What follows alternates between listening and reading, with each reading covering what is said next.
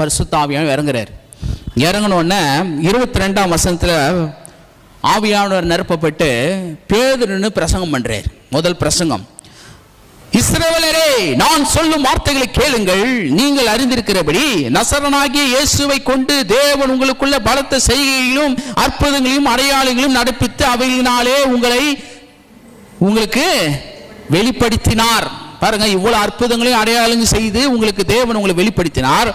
23, அப்படி இருந்தும் தேவன் நிர்ணயித்திருந்த ஆலோசனைப்படியும், எல்லாம் சொன்ன தேவன் நிர்ணயித்திருந்த ஆலோசனை. இது ஏதோ பிசாசு திட்டம் போடல, யூதர்கள் திட்டம் போடல, பிரதான ஆசிரியர், வேத பரிசேயர்கள் இவர்கள் திட்டம் போடல.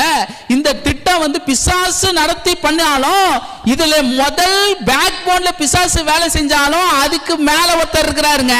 பிசாசு நினைக்கிறான் நான் ஸ்மார்ட் நினைக்கிறான், ஸ்மார்ட்டுக்கு மேல ஒரு ஸ்மார்ட் ஒருத்தர் இருக்கிறாருங்க. ஹல்லேலூயா. அவன் நினைக்கிறான் நான் ஸ்மார்ட், அந்த ஸ்மார்ட்டை உண்டாக்குன ஒருத்தர் இருக்கிறாரு. எத்தனை பேர் கவனிக்கிறீங்க? ஹல்லேலூயா. யாரோ ஒருத்தருங்க ஏதாவது உங்களுக்கு தீங்கு செய்கிறாங்கன்னு நீங்கள் நினைக்கிறீங்க, ஐயோ தப்பு பண்ணுறாங்க, தீங்கு செய்கிறாங்க, உங்களுக்கு துரோகம் பண்ணுறாங்கன்னு நினைக்கும் போது நீங்கள் கவலைப்பட தேவையில்லை. ஏன்னா அதுக்கு பின்னாடி நிற்கிறவர் ஆண்டவர், அவனை உண்டாக்குனவர் அவர் இருக்கிறாரு. அவன் உங்களுக்கு வேலை செய்யும் போது பின்னாடி நின்று ஆண்டவர் அவனை பார்த்துட்டு இருக்கிறாரு. ஏன்னா அவனை உண்டாக்கினவர் ஒருத்தர் இருக்கிறார். ஹல்லேலூயா. அப்போ பிசாசு ஸ்மார்ட் கிடையாதுங்க. அவன் ஸ்மார்ட்டாக திங்க் பண்ணலாம், நினைக்கலாம். ஆனால் ஆண்டவர் அதெல்லாம் அதுக்கு அதை அப்படியே வேற மாதிரி மாற்றுவார்.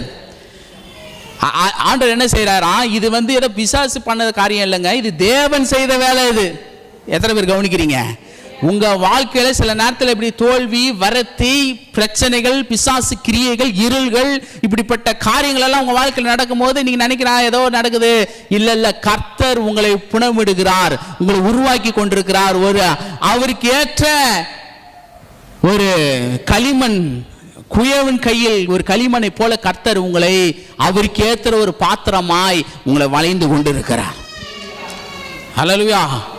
உருவாக்கி கொண்டிருக்கிறார். உங்களை உங்களுக்கு சில காரியம் காண்பிக்கிறார், உலகத்தை காண்பிக்கிறார். ஸ்கூல்ல எக்ஸாம் வைக்கிறாங்க, தேர்ச்சிக்காக என்ன பண்றாங்க, பரீட்சைன்னு வைக்கிறாங்க. அந்த பரீட்சை நல்லது. ஏன் நல்லதுன்றாங்க? எல்லா பசங்களும் கவனிக்கிறாங்களா?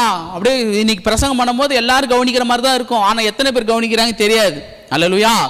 ஸ்கூல்ல எல்லாரும் ஆமா மிஸ், எஸ் மிஸ் அப்படின்னு இருப்பாங்க. ஆனால் டெஸ்ட் வைக்கும் போது தான் தெரியும் யாரு ஒழுங்காக கவனிச்சிருக்கிறாங்கன்றது தெரியும். அதுக்கு தான் அதை வைக்கிறாங்க. டெஸ்ட் வைக்கிறாங்க, மிட் டேர்ம் வைக்கிறாங்க, அப்புறம் எக்ஸாம், அப்புறம் ஆஃப் எலி, குவார்டர்லி, இதெல்லாம் வைக்கிறாங்க. எதுக்கு வைக்கிறாங்க? ஏன்னா எந்த நிலையில் இருக்கிறாங்க ஸ்டூடெண்ட்ஸுன்றதை அடிக்கடி ரிவைண்ட் பண்ணி அதை என்ன பண்ணுறாங்க, கிளாஸஸ் வைக்கிறாங்க. அது எந்த நிலையில் இருக்குதுன்னு பசங்க